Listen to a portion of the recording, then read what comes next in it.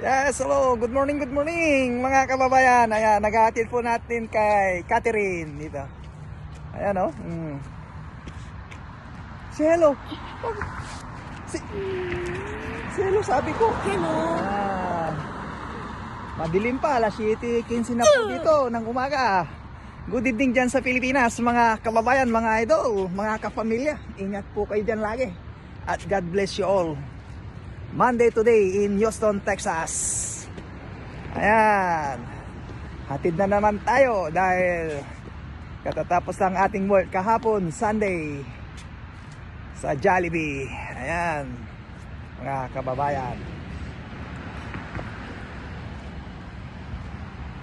In the Philippines, it's Tuesday. Yeah, night in Monday. Morning po dito sa Houston, Texas, mga kababayan, mga idol. 7:15 ng umaga pero madilim pa. Ayan, lumalabas pa lang ang araw.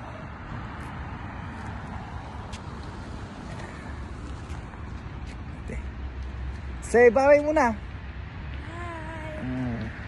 Bye. Bye-bye. God bless you all. Bye bye.